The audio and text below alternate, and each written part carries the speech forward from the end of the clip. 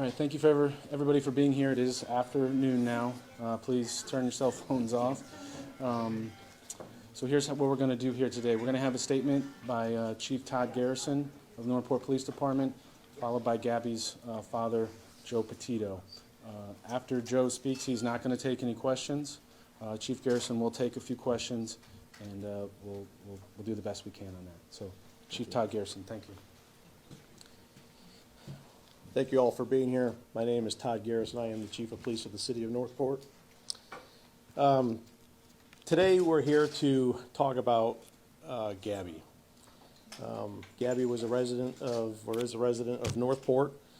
And Northport is a close-knit community where what happens is felt by all. We are here today to provide an update to Gabby Petito, who was reported missing on September 11th, 2001. In June of 2021, Gabby and her fiancé embarked on a cross-country trip with plans to travel across the West Coast and visit state national parks in the western United States. They were traveling in Gabby's 2012 white Ford van and documented their journey on YouTube and social media.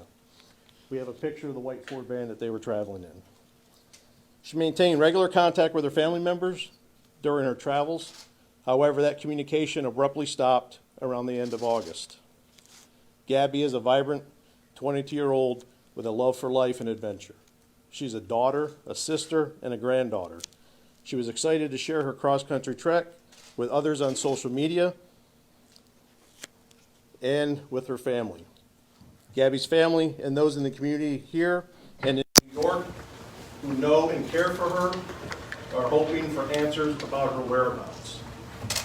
We have investigators working diligently around the clock, as well as with the FBI. The FBI is present here today to show their solidarity and commitment to this investigation. I'm giving you audio. For all their resources. Due to the geographic scope of the investigation, it's important that we partner with our federal and local partners. At this time, I'm going to allow Joe, Gabby's dad, to come up and say a few words.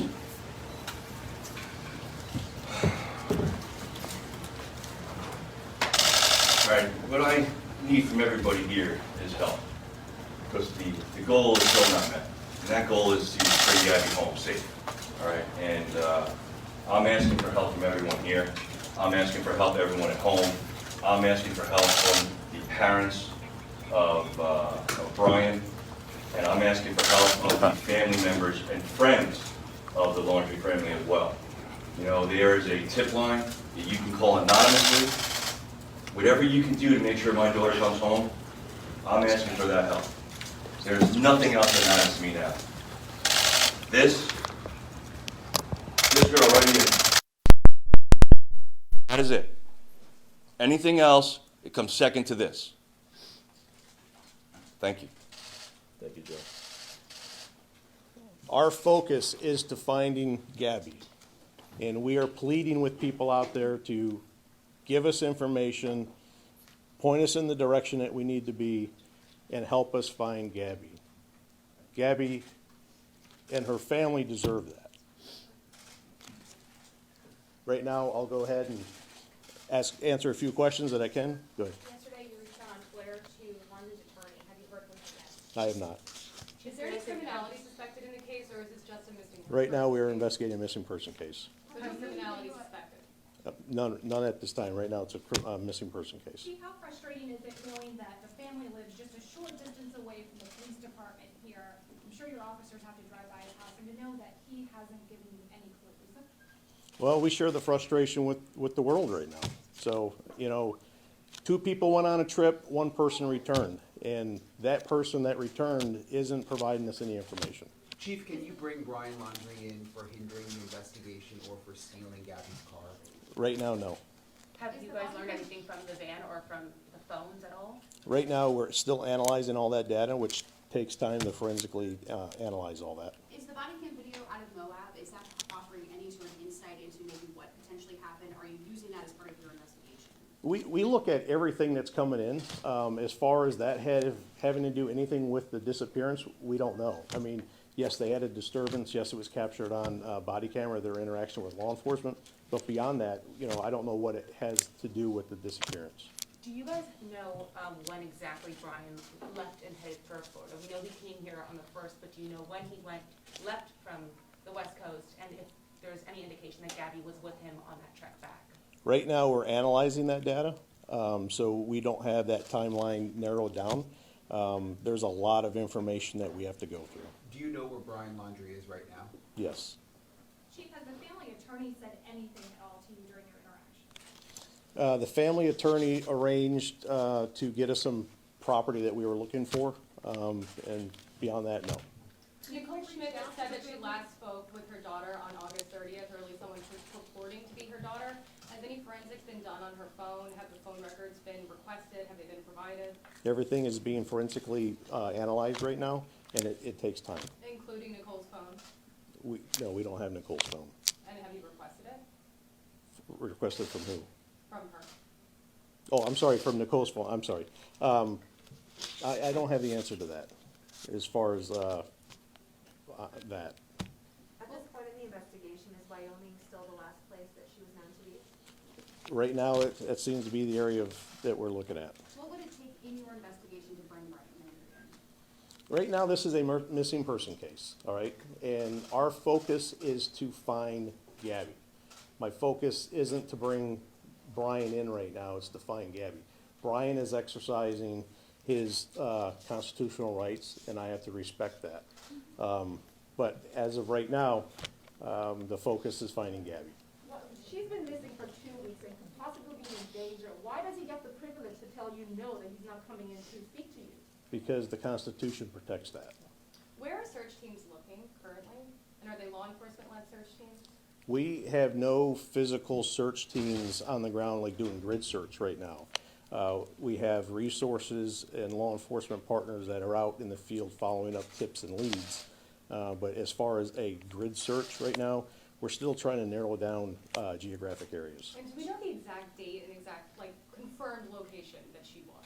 We're still Because there's analyzing been, that. like, some say Salt Lake City, some say the national park.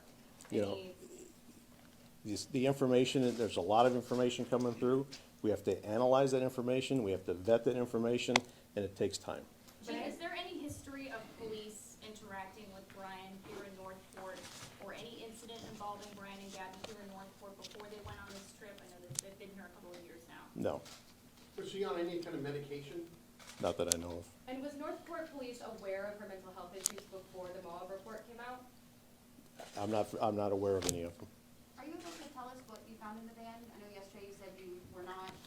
No, right now, the data, the stuff that we found in the van is being analyzed. I don't know if it has any evidentiary value to it or not. Obviously, this was a van used by the both of them, which personal belongings and stuff are in there. Whether or not it has anything to do with the case, we don't know. I know you tweeted at the attorney. How frustrating is this for you personally? I want to bring Gabby home, you know. So, of course it's frustrating. And he answered us, we asked him about your tweet, and he said no comment. Your response, sir? Where's Gabby? That's my response. No, emotionally for you, as a father, as a human being, you know, talk about what this case is triggering for you. This isn't about me. This is about Gabby, and that's where I want to keep the focus. No, I know, but, you know, just looking at her face, talking with her family, how is this, does that, you know, elicit any response from you to Well, try harder? It's driving us to keep working. I mean, long hours, long days. It gives us the momentum to keep going forward. Have any of the social media platforms reached out to your agency as part of the investigation and offered up any of the metadata? We have great cooperation with the social media platforms out there. How difficult is it, as you guys are here, she possibly went missing over there, you know, geographically speaking, how difficult is that for the investigation? We have partners federally and locally that we can reach out and touch. One of the reasons of asking the assistance of the FBI to come in is they have a long-reaching arm. So I'm confident with what we're doing here and the tips and the information that's being funneled out west. I'm confident that that system is moving effectively. Two more questions. The Petito family said yesterday that what happened in Wyoming happened. It indicates that they know that something did occur in Wyoming and that there's information that we're not aware of or that's not being given to us and maybe being withheld from you. Do you know what happened in Wyoming? Do you know what they meant? The fact of the matter is, Gabby is missing, and I think that that's what they're referring to. Of course, but Gabby's this missing. is a huge investigation. You have internet press from all across the country here, and if there's something that's part of the story that's not being told, I think, the public has a duty to understand that. You're looking into something that's not there. I think what the family's position on it was, she went missing. The last area was out in Wyoming, so she's not here, so where is she? Now, Utah police aren't ruling out, it's really tough to talk about, but they're not ruling out any connection to possible homicides that happened there as well. Have you guys looked into that? Is there anything you can tell us in relation to that? We have communication going back and forth with Grand County Sheriff's Office. We provided them with whatever information we could. They don't have any suspect information right now, so you would have to refer that to them, but they told us that they're looking at everything at this point. Kim, one last question. It's still a missing person case at this point in time, but is there any evidence suggesting that a crime may have occurred between the two of them? Right now, no. Right now, all we have is the missing person investigation on that. Okay. Really simple question. You said you know where Brian is. Is he at his parents' house? All I'm gonna say is I know where Brian's at. All right, thank you, guys. everyone. You can certainly follow up with us, me. You all seem to have my phone, so call and we'll answer any follow-up questions. Thank you.